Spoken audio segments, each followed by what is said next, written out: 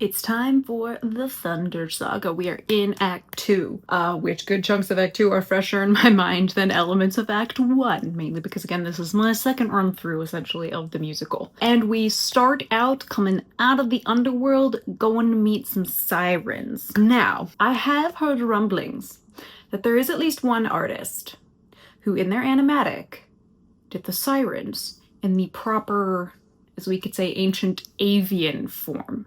Again, there's an extremely famous image, I believe it is taken from an attic base, of the siren swooping down while Odysseus is tied up against the mast so that he can listen to the siren song. Now, again, remember, in the Odyssey, unlike an epic, we go back to Circe's island after leaving the underworld. We gotta bury Elpenor, we gotta do those rites, and Circe basically kits out everybody before they leave. She says, okay, here's, food, here's your supplies, let's make sure you're ready to go. Oh, by the way, Odysseus, way that you're going, there's some stuff you should know about. It's gonna be these sirens, and you know how you can get through them since you don't, have Orpheus to basically cheat code your way through the way the Argonauts did. That's literally how the Argonauts got through. They cheat coded with Orpheus on their ship singing louder than the sirens.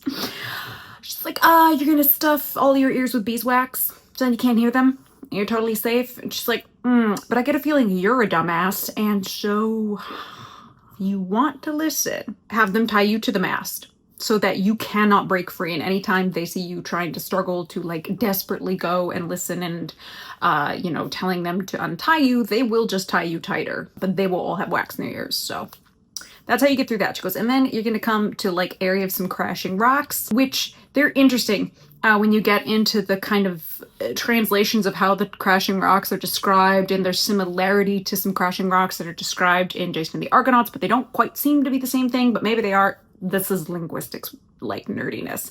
She goes, and then you've got Scylla and Charybdis. Hug the side with Scylla. It's you're not gonna survive Charybdis, you're gonna have to sacrifice 6 people.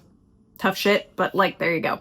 And trust me, Odysseus tries to pull a is there no way I can go through and not lose people? She's like, no. There's not. There's no cheat code through there. It is truly a lesser of two evils, Kobayashi Maru, no win scenario. You've just got to deal with it. She's like, I mean, you could maybe try to pray to Scylla's mom for help to not eat you, but yeah, good luck. That ain't gonna work. So, as we know, we do that. And we will hit Helios's kettles, the Notachita cows. But for now, the sirens. The sirens as sung by Penelope, but it is our false Penelope. Okay, so for suffering, I have 3. Thank God. I don't think I could have taken more, because I don't really love this song. There's nothing really wrong with it. It's just the melody's not my favorite. So I have Duvet Box. Or is it Duvet Box? I want to say Duvet Box, and I'm sorry if I've pronounced that wrong. I think it's the first time I've seen any of your work. We have JOJO, who I lovingly discovered in No Longer You, and who I know is a massive myth nerd. So there's Easter eggs all over the place. And we have Gigi, of course.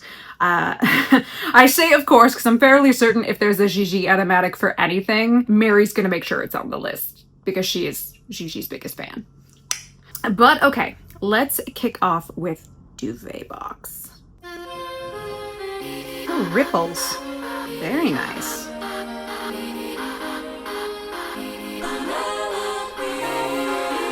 Penelope out on the rocks. Okay, so I'm assuming we're gonna do a more probably fish-like design here. Don't you miss me? Especially because she's in the water. More than you know. Then jump in the water and kiss me. Penelope, I've told you this before. You know I'm afraid of the water. It's the smirking for me. Totally gives away that Odysseus knows what's up, and he's just like, yeah, I'll play along. That shot of the eye, super nice. Oh, I would, but I'd be suffering trying to float the whole time. I would take the suffering from you. As good as it sounds, right here I'm just fine. I can take the suffering from you. You know that I prefer. I am going to say that I really like how Duvet Box is having the siren Penelope, if you will, move through space. She's down in the water, she makes her way up, she kind of moves around, and as much as, again, the sirens are meant to be avian, in this case we're going for probably a more fish-like, mermaid-like siren. but the way she sort of won with the water. I mean, in addition to the fact that because we are seeing her, we obviously are working with the idea that essentially they can shapeshift, which is again where I say like having them as avian and kind of out of sight, sort of, or at least not in Odysseus's eye line, adds to the uncanny and unnerviness of the Sirens' encounter. And if it's that he's just hearing their voices, it's not so much he's interacting with a physical being. But in this case, like, I get why people do it because of the way the song is structured. But again, I like how Duvet Box has this siren sort of moving through the water up through space. There's a lot of consideration for vertical height. This may sound strange when I mention something like, say, figure skating, which I adore. When you have to do a step sequence, you're thinking both on the x-axis, your left and right, but you're also thinking of your vertical axis. Dancers probably say it's the same thing. You're thinking both of how you're moving left and right on the stage, but also the heights you're creating vertically. So you're thinking of the y-axis as well. So I like how Duvet Box is utilizing that with this siren to create a lot of camera movement and interest in how the siren is sort of moving around the ship.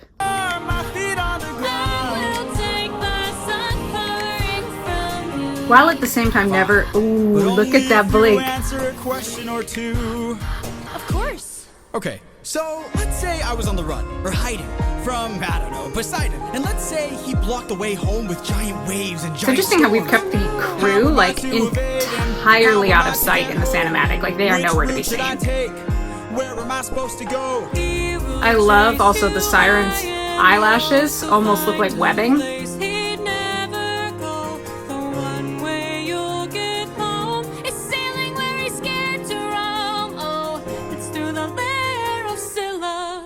Oh, I love the preview of Scylla. Also, we're seeing her hands. They're almost like talons, the way that we have these nails done. And once again, as always, I will say, Poseidon is not scared of the strait of Scylla and Charybdis. He has no reason to fear it. He's master of the sea. Like, essentially, they listen to him. He just has no reason to go there.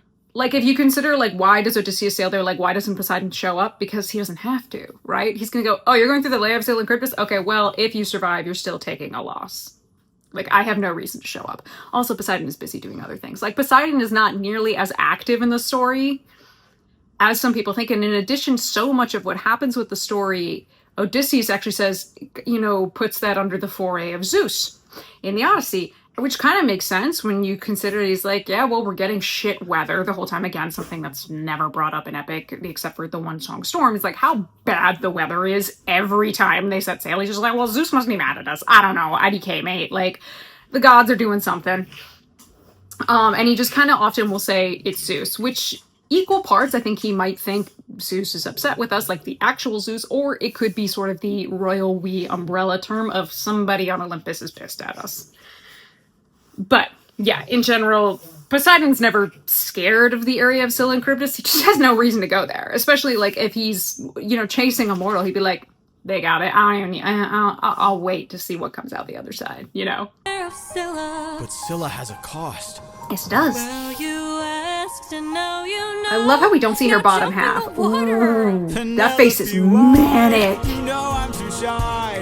And he's just playing along. Oh, her webbed ears. She's losing her control. Her face.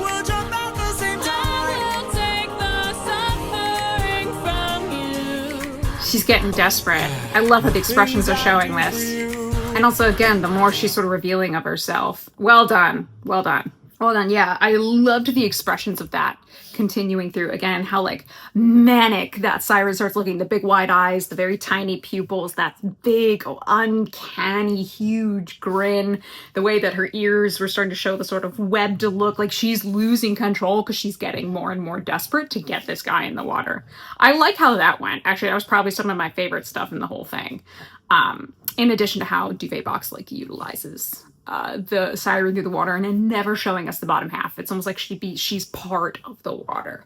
So really cool animation stuff there. All right, next we have JoJo, and I'm extremely excited because I know that JoJo is a big myth nerd. I mean, and JoJo has hidden elite level Easter eggs. Especially like when I rewatched the No Longer You, like the level of Easter eggs I was catching and stuff that JoJo also confirmed for me. Just, I know we have elite level myth nerd Easter egging going on here, so I'm extremely excited to see JoJo's animatic. And already the first scene, I see BIRD-SIRENS. So JoJo, it was you who did the BIRD-SIRENS. I'm excited. I'm really excited to see how you play with this then. Because again, that gives you so much like space and camera stuff to play with. While also making your job harder because wow, the amount of motion and movement you're gonna have to do. So I'm ready. And also I already see the prow of the ship, which looks super nice. Definitely pulling all that good Pentacounter influence. Oh, that ship looks so good. Oh, and they have these beautiful long tails. I like... Shut the front door. Shut up. Shut up, JoJo. You did not. That was beautiful. First off, again, bringing in the siren. You have the avian siren. It's so pretty. Again, I was saying I love the tail plumage, but using that to then have her spin and almost as part of the water then become Penelope. It's so pretty. It's so pretty. I loved it. Gorgeous bit of animation. We have Penelope's hair up. Again, as I always say with the women's hairstyles, at least in the Bronze Age, what we know is mostly they're always described as being with lovely braids. So there were different forms of hairstyles, but usually it was all braided and still kind of flowing reasonably free. There weren't too many of just like up in a bun style. Well, there were a couple, but not quite like this that I've seen in illustrations at least. As for the clothing, as I had mentioned, at least when we were talking about Annie Flama's Circe, I believe, a lot of the boobs were out, like all the time. In Mycenaean and like Minoan, like Bronze Age Greek art, the boobs were out. Now, not always. I again have seen some illustrations where they were still covered, but for most of them, the ladies were out. I'm perfectly okay with us not covering them. The dress style looks more like a later style. But, like, these are nitpicks. Like, that's just me going, okay. But what I love most, and what I see even in this frame where I've paused, is the transitioning between, like, how the water has helped form this Penelope, because even on one hand, it's not fully formed, but you see the water rivulets coming down and, like, the drops. That must have been so fucking difficult to animate because of all the different stages you have to do of it. Even if you're not doing, like, every single frame. Oh my god, that's insane. Oh, Odysseus, looking good. Don't you miss me? Love seeing all this musculature on Odysseus. More than you know. And again, these good Greek noses. I see you. Ooh, look at that image. I love that. You know I'm afraid of the water.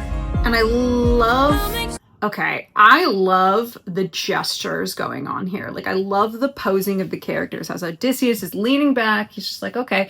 Which, I mean, to be fair, Odysseus, as the one who is the captain of the ship, would maybe not be rowing. If he had a full kit and company, you normally have 52 people on the ship. 50 people who are rowing, the captain, and the guy who's the pilot at the back, who's essentially moving the early version of, like, a rudder.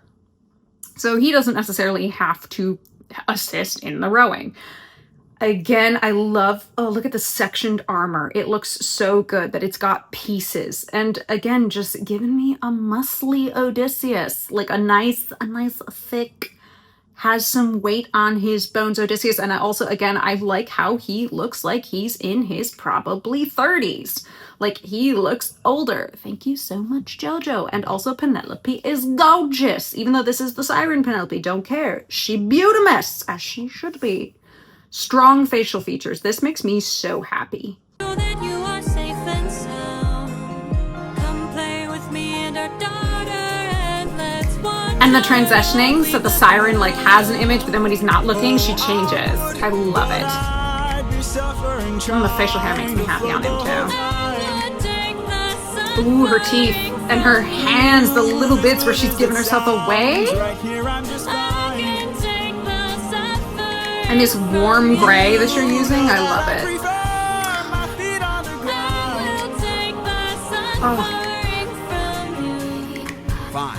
but only if you answer a question or two. Expressions are great. Okay, so let's say I was on the run, or hiding, from, I don't know, Poseidon. And let's say he blocked the way home with giant waves and giant storms. Oh no. How am I to evade him? How am I to... Okay. There's too much to talk about. We gotta pause. First off, showing the attic vase. The image is moving through the vase. One, incredible use of masking, obviously, because you had to mask out that vase and trap everything under that layer. The beautiful, we'll almost call it scroll work that's under there, the borders, those designs. I don't know if that was something you freehanded or you found as like a stamp or a print that you could use. Either way, I do not judge either way. Like, look, that shit would make my hand cramp after a while. It looks gorgeous the way the imagery is moving beside. And again, you did this similarly in No Longer You, where it's almost like marionettes on strings with the way that they move, and I love the kind of uncanniness of that, but also I like it because it's reflecting how these were flat images on vases. They were all shown in like profile, and there was a certain look to them. I think it adds so much. Again, always reminds me of that great sequence from Prince of Egypt, even though that's in the Egyptian hieroglyph style. Doing it with the Greek style makes me so pleased, and again, they're all in silhouette. It looks gorgeous. But now also the shot that you're in now, we're looking up at Odysseus. What have I constantly said about camera angles? Okay, we're looking up at him. He's looking down at us. He is in the position of power. He is the actual threat here. He looks super intimidating from this angle. In addition to the fact he's looking down, we can see he kind of is looking down with disgust. Like, how dare you be trying this on me? Which means the perspective is gorgeous. Like, look, drawing anything in perspective can be a royal pain, and anatomy is already hard enough. It looks so good, and the shadow and lighting and yes, JoJo, keep cooking. I'm loving it. Get home. Which route should I take? Where am I supposed to go? And what's also great is each of these times now, JoJo's using what looks like a slightly blurred kind of push feature to zoom us in each time closer. You could do a hard cut, but that little extra bit of movement, given the fact that Odysseus himself is not moving that much, is actually a great choice. Again, it gives us a bit of movement to what is essentially a pretty static shot. His expression might be changing slightly, but it's like micro expressions. They're very small, but we're also pushing in each time we get closer, and his face fills up more of the frame, because then now we're in very much a close-up, when before we were in like closer to a medium shot. We realize, like, oh wow, yeah, no, he's in power, he's not amused, he's being dead serious, but also, again, he's the threat in this situation. He will chase you high and low, so find a place he'd never go. The one way you'll get home is sailing where he's scared to roam. Oh, it's through the lair of Scylla. No. This is Now, we have an inversion of that same technique. One, the imagery you have, JoJo, of that hand going through the water, pulling behind it, it could be like ink or blood, whatever you want to imagine, because obviously it's a darker color, but the hand is changing slightly, and she's letting the mask slip, but then giving us that image of Scylla, just that brief little glimpse, and it's like, oh shit. So now, again, we're doing an inversion of what we were doing before, which is we are inverting the cinematic language through context. While we are still in that low angle, we're looking up at Odysseus. He's not looking down at us anymore. He's looking up and away. So we're under him, realizing he's not the threat. There's a greater threat out there that he's looking at, or at least thinking about. And you can see that in his expression, and again, in the way that he's not looking down at us, he's not dominating the space. And with also reversing the background the way that JoJo has, so it's a black background. He feels very alone, he's intimidated. This is such good use of cinematic language, JoJo. your only way home. Oh, her coming up behind him. Ooh. Scylla has a cost. Yes, it does. Well, you asked and now The you eyebrow know. arch, like, Now jump in the water. Penelope, why? You love that. Oh my god, not running the hands through the hair. You're Odysseus, JoJo. Honestly, I have to say, JoJo, I think you're the first one to pull me in Odysseus where I go, he's a bit of a smash. I think your Odysseus is a smash. It's the first time I've seen an Odysseus where I went, okay. Oh yeah, but I'll be going, no, I get it. I like him a lot. I really do. Sorry. Tangent. But can't you let me stay I dry? can take the sun. Ooh, the eyes and the teeth.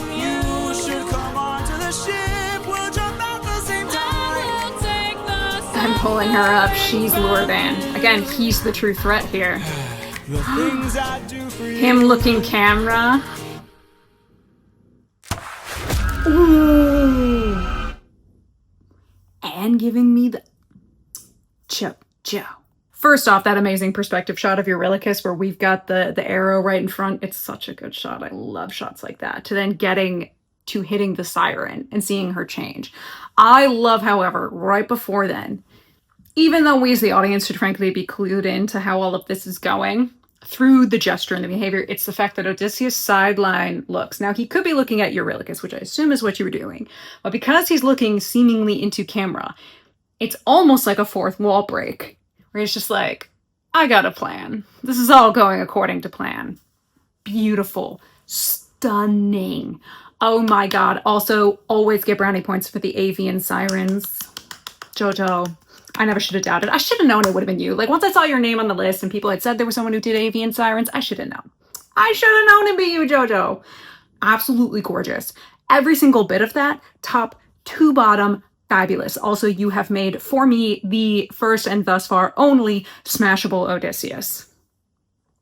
Love him in this. Also, Penelope is gorgeous. Again, I really like the strong facial features because anybody who's met Greeks and as somebody who's got Greek relatives, strong noses, strong features.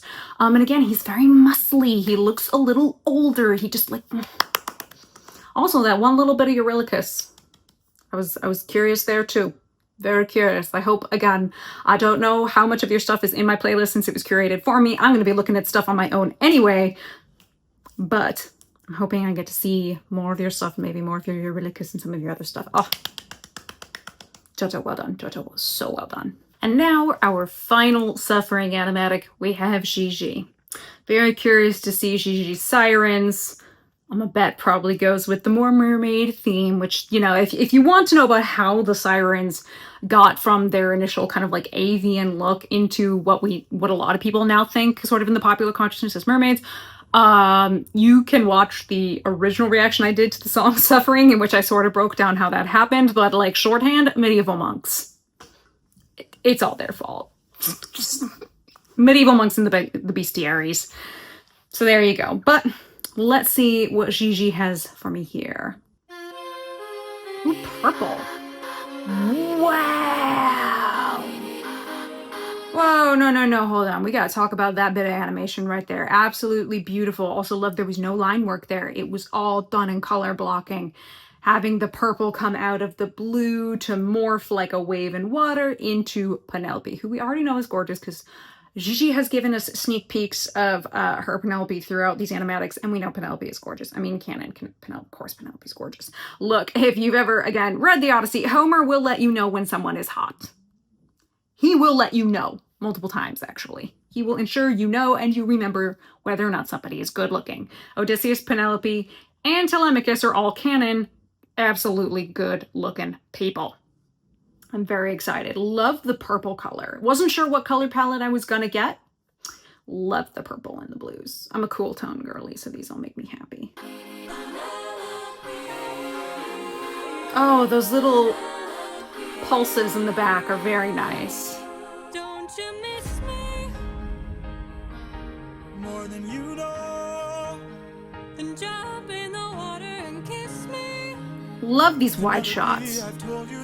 I will say, like, I'm a sucker for a good wide shot when used well. I mean, this is just basically in any film or television. I love me a good wide shot. So these wide shots, which I think honestly are probably, hopefully, in a way helpful to Gigi because Gigi doesn't have to like fully draw out the character. Gigi does them in silhouette. That's the thing to do in an animatic like this. But I think it also gives you a sense of scope, a sense of scale, a sense of distance. But in that shot emphasizes how he is actually distant from the actual Penelope. He does miss her. She is far away. I like that little bit. Before, you know I'm afraid of the water. Nice reveal. That you are safe and sound. Love the way we're using the camera tilting. Play with me and our daughter. The little daughter. Oh, we're actually showing the daughter this time. The first one actually showed the daughter. The daughter. Oh my god. I would take the suffering from you. As good as it sounds, right here I'm just I fine. can take the suffering from you. I will also note, because with a lot of these ships, we're seeing them appear to be awfully high out of the water. Again, something to remember about the Pentaconter, it is a galley type ship, so they actually are pretty shallow ships. They actually ride a lot closer to sea level than you would expect. And it was partially because they were using these to get to and from places. You weren't really battling on the sea, not in the Bronze Age at least. You start seeing more of that in the late Archaic and into the Classical period when you start having the Persian Wars and such. So prior to that, these are just to get you from point A to point B. They're supposed to be easy for you to beach, and so you can jump out of them. So, I mean, if you've got a distance that's too far, you could, break or wreck your ankles or legs or kneecaps or who knows what.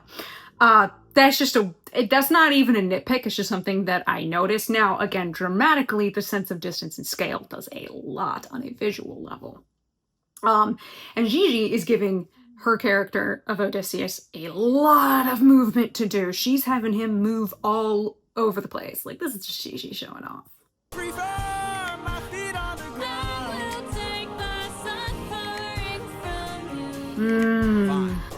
I like that image, her trying to grab his feet. Of course. Okay, so let's say I was on the run, or hiding, from, I don't know, Poseidon. And let's say Again, he love blocked this the way imagery, home the with silhouetted giant imagery. giant storms. Oh no. How am I to evade him? How am I to get home? Which route should I take? Where am I supposed to go? He will chase you high and low, so find a place he'd never The color palette changes are so nice. you'll get home. It adds great visual interest. Scared to roam, oh, it's Wow. the Scylla. The woo! I love that. But what I love even more is the backing up shot. Where Gigi, again, making great use of the Z-axis, which Gigi has done before and does extremely well, pulling back sense of 3D space. Very nice. This is your only Not way filing her nails with a starfish. Scylla. But Scylla has a Kind of love that. It's a nice detail. It's funny little details like these that I like. Now jump Ooh, in the teeth. water. Penelope, Oh, look at that water animation. too shy and terrified. Again, what's interesting here, similarly to the first one, and I guess even in the second one, although JoJo was making a point of keeping reasonably tight on Odysseus and not really showing us too much of the background of the ship, is none of the crew members are around. Not a one. Not a single one. It's kind of an interesting thing, which again, there's not a criticism, because having to draw all those background actors and know where they are in any given frame, that's a lot of work, that's a lot of thought. I mean, you could think of this even in terms of live action. You have to keep track reasonably of your background cast and what's happening, behind the people who are the folks at the scene. So I can understand why I just be like, not even gonna deal with it. Makes sense. I would too, if I could do animatics. I would die, but can't you let me stay dry? What a beautiful 360. You should come onto the ship. We'll jump at the same time. Take the suffering from you. The framing of the siren is so nice in these images. It's gonna be Odysseus shooting the arrow this time. Very nice. Wow. I like that. I like the reveal of that at the end. Again, Gigi doing what Gigi does best. Like, Gigi just clearly is really good with camera motion and movement. Gigi works really hard and does a lot of frames.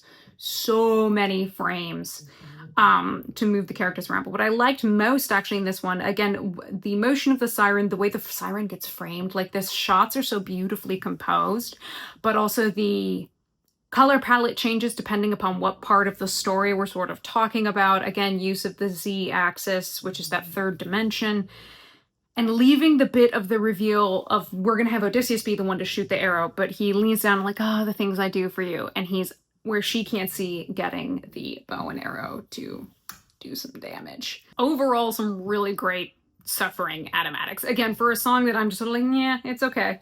Just not my favorite song musically. There's some incredible stuff. I do think I have to give the most points to JoJo for being the one who did the avian sirens and the way that those were incorporated. Like, JoJo doing my elite level myth nerd stuff there. But also, I'm a big fan, clearly, of your Odysseus and everything else. But everybody did such a phenomenal job. The colors were gorgeous for those who had color. The motion and movement of the sirens was very intriguing and interesting across all three. and the way that Odysseus would interact with them in such a way that it's entertaining, but there's also a clue into the audience that, like, he's not actually falling for this. There's just enough that makes it really clear Odysseus has a plan and he's beyond what they're doing. And he's the one they should be worried about. Next we will have, we've got Different Beast and then Scylla. There's only a couple different beasts. I'm not entirely sure if I'm gonna smash it together here with the sirens. If I do, hey, you're about to get another video after this. But if not, then I will throw it in its own thing, and then I will move on to Scylla. I'm very curious about those designs.